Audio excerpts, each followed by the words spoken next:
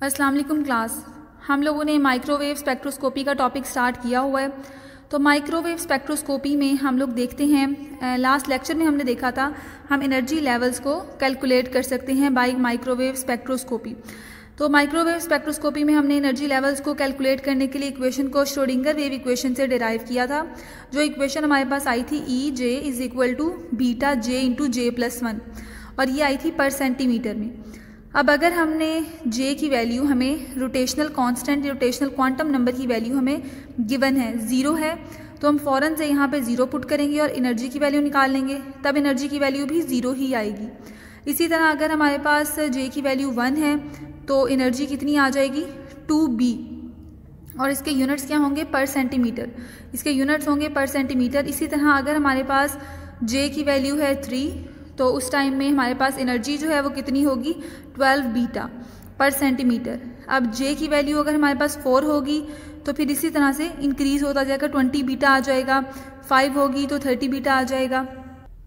ये लेवल जो है क्वांटाइज्ड हैं। अगर हम इन लेवल्स के बीच में एनर्जी गैप देखें तो उस एनर्जी गैप को हम किस तरह से कैलकुलेट कर सकते हैं। उस एनर्जी गैप को कैलकुलेट करने के लिए हमारे पास फॉर्मूला है delta E, change in energy is equal to final energy level minus initial energy level.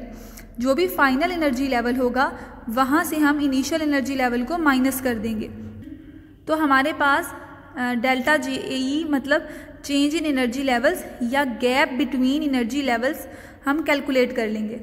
तो अब यहाँ पर delta E is equal to E J plus one minus E जे, मतलब जो हमारे पास अबव लेवल है वो +1 है माइनस नॉर्मल एनर्जी लेवल।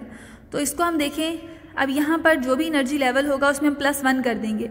अब ई जो है हमें पता है ई जे किसके इक्वल होता है B J into J plus one. अब हम यहाँ पर इसमें +1 कर देंगे। तो पहले हम ई, क्योंकि हमने ऊपर जो एनर्जी निकाल रहे हैं वो एनर्जी है J+1 की, तो नीचे वाले में हम सिर्फ ये करेंगे कि एक +1 कर देंगे। तो beta into J+1 into J+1+1 हमने एक एडिशन कर दिया +1 की, माइनस ई जे जो है उसकी वैल्यू वो नॉर्मल वाली वैल्यू लिखेंगे, इसमें हमने कोई +1 नहीं करना, तो ये बीटा J इंटू J+1 आ गया।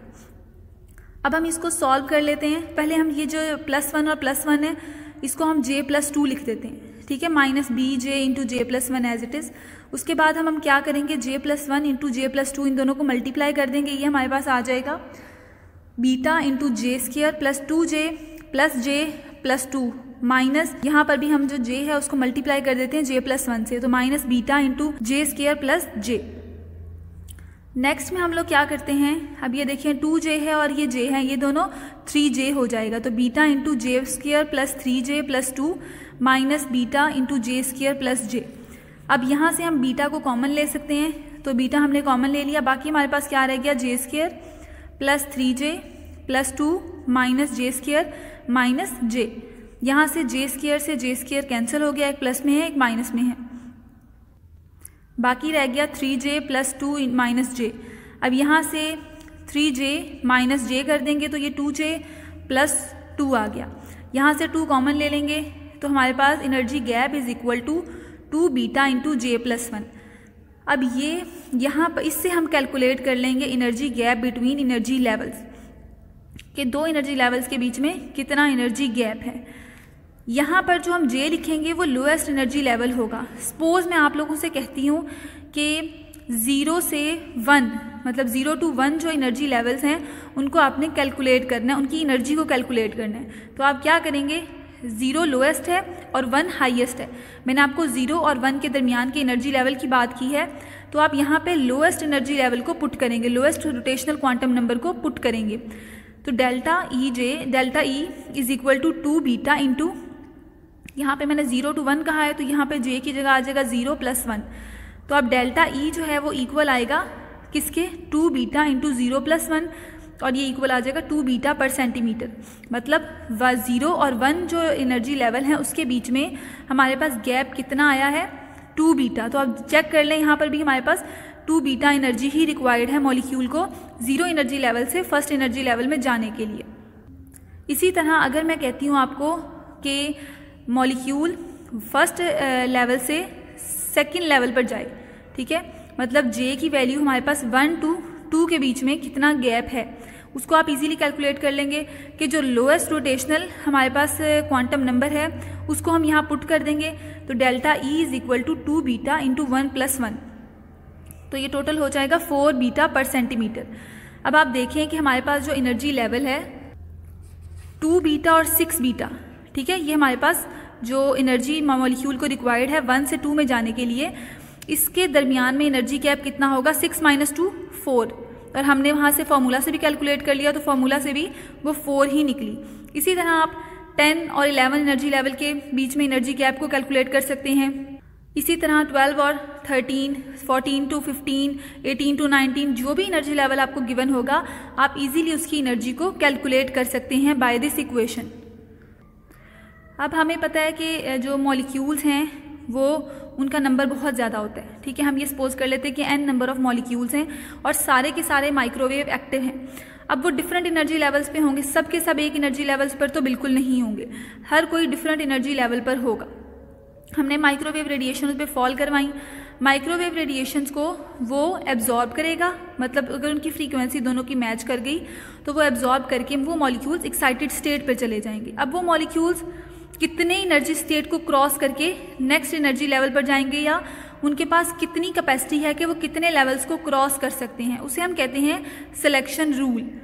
अब यहाँ पर जो माइक्रोवेव स्पेक्ट्रोस्कोपी है उसके अकॉर्डिंग हमारे पास सिलेक्शन रूल जो है वो इक्वल है delta J is equal to +-1, कि मॉलिक्यूल्स सिर्फ और सिर्फ या तो एक लेवल ऊपर जा सकते हैं, मॉलिक्यूल रेडिएशन को एब्जॉर्ब करके एक लेवल ऊपर चले जाएंगे, या एक लेवल नीचे आ जाएंगे, जो रेडिएशन उन्होंने एब्जॉर्ब की है उस रेडिएशन को वो एमिट करके इमिशन के बाद वो एक लेवल नीचे आ जाएंगे। तो जो सिलेक्शन रूल है इसके अकॉर्डिंग हमारे पास मॉलिक्यूल्स में रेडिएशन एब्जॉर्ब करने की या एमिट करने की कैपेसिटी है वो है +-1। अब मॉलिक्यूल डायरेक्ट 0 से 10 पे नहीं चला जाएगा, 0 से 5 पे भी नहीं जाएगा, बल्कि वो 0 से 1 पे जाएगा, उसके बाद वो 1 से 2 पे जाएगा, मतलब एक एक लेवल को वो क्रॉस करके नेक्स्ट लेवल पर जाएगा। अगर आपने 4th फ्लोर पे जाना है और आप लोग डायरेक्ट 4th फ्लोर पे जाने की कोशिश करें तो ऐसा पॉसिबल नहीं होगा। पहले आप 1st फ्लोर पे जाएंगे, उसके बाद 2nd पे जाएंगे, उसके बाद 3rd पे जाएंगे, तो डायरेक्ट, क्योंकि स्टेयर्स जो हैं वो डायरेक्ट 4th लेवल पर नहीं जाती, स्टेयर्स पहले 1st पे जाएंगी, फिर 2nd पे, फिर 3rd पे, फिर 4th पे, ठीक है। तो इनके पास मॉलिक्यूल्स के पास भी ऐसा ही होता है, मॉलिक्यूल्स के केस में भी ऐसा ही होता है। अगर हम थ्योरेटिकली देखें तो हमारे पास जो मॉलिक्यूल्स हैं उसकी डिस्ट्रीब्यूशन इक्वली है, कि हम ये कहते हैं कि पहला लेवल जो है उसमें 50 मॉलिक्यूल्स हैं, सेकंड लेवल में भी 50 हैं, थर्ड में भी 50 हैं, फोर्थ में भी 50 हैं, फिफ्थ में भी 50 हैं। मतलब हम लोग थ्योरेटिकली ये कहते हैं कि सारे लेवल्स में एक जितने मॉलिक्यूल्स हैं, जब उन पर रेडिएशन फॉल कराते हैं हम तो वो सारे मॉलिक्यूल नेक्स्ट एनर्जी लेवल पर जंप कर जाते हैं। तो इस हिसाब से जो प्लॉट बनाते हैं हम, वो इंटेंसिटी और एनर्जी का वो लीनियर होना चाहिए, इस तरह का कि इंटेंसिटी वर्सेस एनर्जी। तो एक ग्राफ जो है वो लीनियर बनेगा, क्योंकि मॉलिक्यूल्स सारे लेवल्स पर इक्वली डिस्ट्रीब्यूटेड हैं, थ्योरेटिकली बात कर रही हूँ मैं। तो वो मॉलिक्यूल्स अगर फॉर एग्जांपल फर्स्ट लेवल पर हमारे 0th लेवल पर हमारे पास 50 मॉलिक्यूल्स हैं, फर्स्ट लेवल पर भी 50 हैं, सेकंड पे भी 50 हैं, थर्ड पे भी 50 हैं और सो ऑन। रेडिएशन फॉल करवाई है माइक्रोवेव, 50 वाले मॉलिक्यूल्स नेक्स्ट 50 पे जंप कर गए हैं, तो फर्स्ट वाले लेवल नेक्स्ट 50, मतलब 50 मॉलिक्यूल जो हैं वो नेक्स्ट लेवल पर जंप कर गए 2 पे, 2 वाले जो 50 हैं वो 3 पे जंप कर गए हैं, ठीक है। तो ये ग्राफ एक लीनियर ग्राफ आएगा, क्योंकि इंटेंसिटी और एनर्जी कांस्टेंट होगा। लेकिन एक्सपेरिमेंटली ऐसा नहीं होता। क्यों नहीं होता? क्योंकि मॉलिक्यूल्स की पॉपुलेशन इक्वली डिस्ट्रीब्यूटेड नहीं होती, हर एनर्जी लेवल्स में डिफरेंट मॉलिक्यूल्स की पॉपुलेशन होती है, और इसी वजह से जो हम मॉलिक्यूल रेडिएशन एब्जॉर्ब करते हैं वो डिफरेंट लेवल पर उनकी इंटेंसिटी डिफरेंट होती है। अब हम लोग क्या करते हैं कि नंबर ऑफ मॉलिक्यूल्स एक पर्टिकुलर हाई एनर्जी लेवल पर हैं, ठीक है, उनको हम किस तरह से फाइंड आउट कर सकते हैं? उनको हम कर सकते हैं through relative population. Relative population को हम डिफाइन करते हैं the ratio of population at particular energy level to the population at ground level. हम इन दोनों को कंपेयर कर लेते हैं ग्राउंड लेवल पे और किसी स्पेसिफिक एनर्जी लेवल पर जो मॉलिक्यूल्स हैं उन दोनों को, तो उसको हम लोग रिप्रेजेंट करते हैं through Boltzmann equation, Nj/n0 is equal to E - j EJ/kT। अब यहाँ पर हम लोगों ने ई जे इसकी वैल्यू पहले निकाली हुई है, तो यहाँ पर इक्वेशन नंबर ए में इसकी वैल्यू को पुट कर देते हैं। N J over N naught is equal to E minus E J की जगह हम लोग beta J into J plus 1 over K T. तो ये हमारे पास पर सेंटीमीटर में है जो एनर्जी की वैल्यू हमने निकाली है। इसको हम लोग जाउल्स में कन्वर्ट कर लेते हैं। ये हमारे पास आ जाएगा N J over N naught is equal to, अब हमने इसे जाउल्स में कन्वर्ट कर लिया, minus beta J into J plus 1 multiply by H C. हमने जब डिवाइड किया था एच सी से तो हम लोगों ने इसे पर सेंटीमीटर में कन्वर्ट कर दिया था। अब हमने किस में कन्वर्ट किया, वापस जाउल्स में, तो ये multiply by H C divided by K T. अब हमें पता है कि h कांस्टेंट है, प्लैंक्स कांस्टेंट, इसके अलावा हमारे पास c भी कांस्टेंट है जो है स्पीड ऑफ लाइट। टेम्परेचर यहाँ पर हम लोग ले लेंगे 300 केल्विन रूम टेम्परेचर को, और k बोल्ट्जमैन कांस्टेंट है, ये 1.38 इंटू 10⁻⁻23 है। अब हम लोग क्या करेंगे, यहाँ पे हम लोग जे जब हमारे पास 1 के इक्वल होगा उस टाइम में हम लोग पॉपुलेशन रेशो देख लेते हैं। जे 1 का मतलब क्या है कि हमारे पास रोटेशनल क्वांटम नंबर 1 है।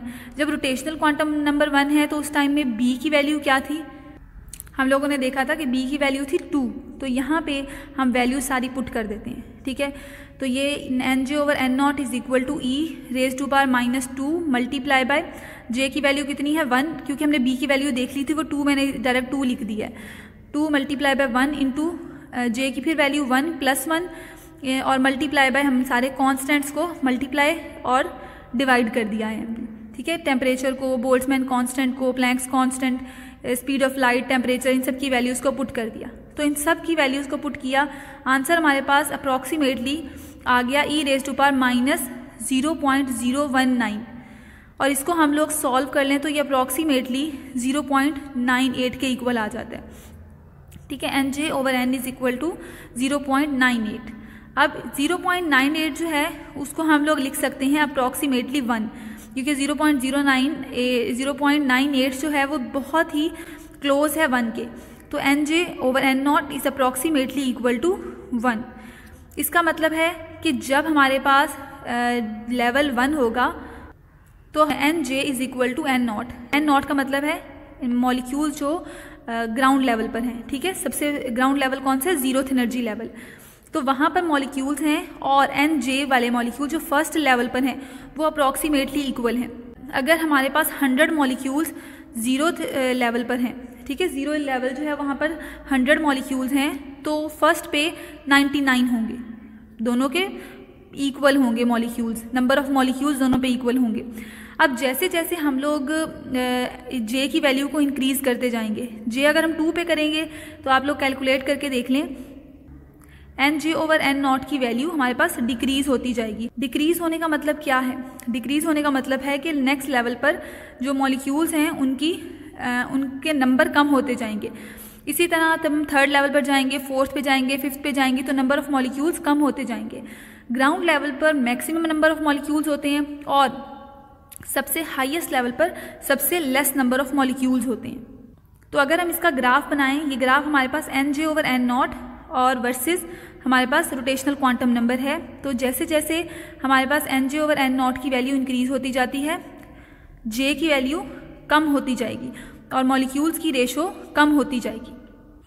तो इसको हम लोग इस तरह से रिप्रेजेंट कर सकते हैं, N J over N naught is directly proportional, क्योंकि बाकी सारे कॉन्स्टेंट्स हैं तो ये directly proportional to E minus J के, ठीक है। तो जे की वैल्यू का ये रिलेशन है पॉपुलेशन रेशो के साथ कि हमने जैसे जैसे इंक्रीज करते गए हैं जे की वैल्यू को, तो N J over N naught exponentially decrease होता जाएगा।